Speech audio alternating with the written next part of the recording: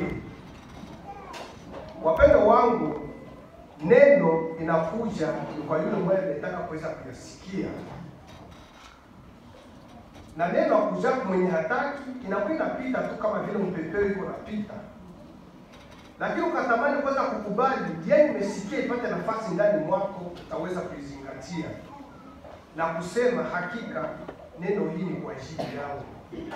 Siku ya leo ilikuwa ujumbe kwa ajili yangu, mie njoba pia tangazia. Kwa hiyo wapendwa wangu, kwa kuwa kila mara tunaambiliwa na siku zote hazikuwe sawa, kila siku inakuwa na mambo yake. Siku ya tatu tuliishi mambo yake, leo tunaishi mambo mengine. Ni zawadi kubwa sana ile Mungu iko natuletea. Na kutaka kupokea zawadi inabidi kwanza tukubali wale wenyewe wameagizwa kuweza kutufikishia hii. Ni hapo ndio hii maneno itakuwa na nafasi ndani kwetu. Na wakati tumeweza kuwasikia na kuweza kuwakubali, nasi tunatumwa sasa, nasi tuweze kupeleka yeye tumeweza kusikia.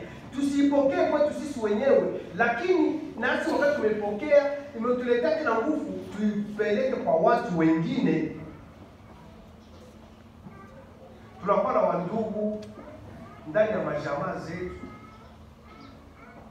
tunaishi pamoja nao, ndio tuko pamoja, lakini tuko madhehebu mbalimbali. Kila mtu alitoka, alienda, alisikia yeye alisikia.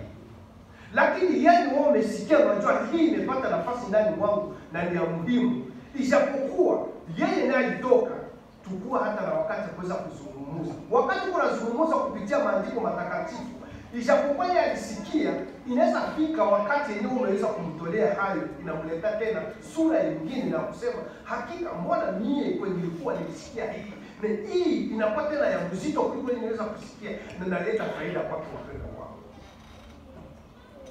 Na injili inakuwaka na sura mbalimbali wapendwa wangu. Kufikisha injili haiko kusema mpaka tu ukiwa useme na mtu juu ya maandiko nasema hii, maandiko nasema hii, hata ndani ya matendo. Unaweza pana injili ndani ya matendo wapendwa wangu.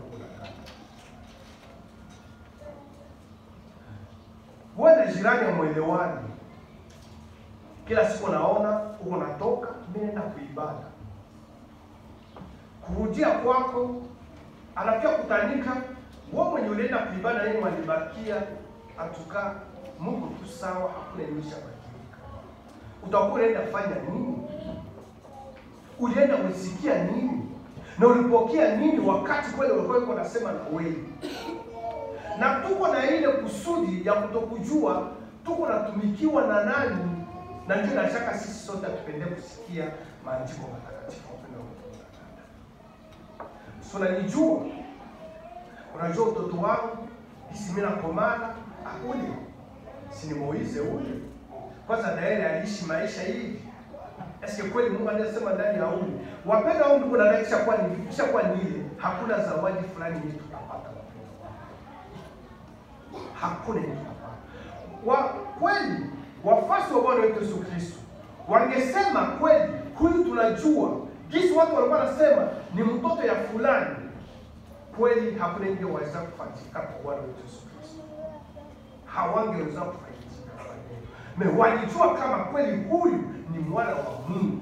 Yote iko nasema inatoka njoo kwa Baba, na aliacha kweli wote walisikia na walikuwa tayari kuweza kuchunga zawadi yenye injiwa. Na wakati ilifika kwenda kupasha ile yenye walisikia kutoka kwake, na Roho Mtakatifu alikuwa msaada kwao.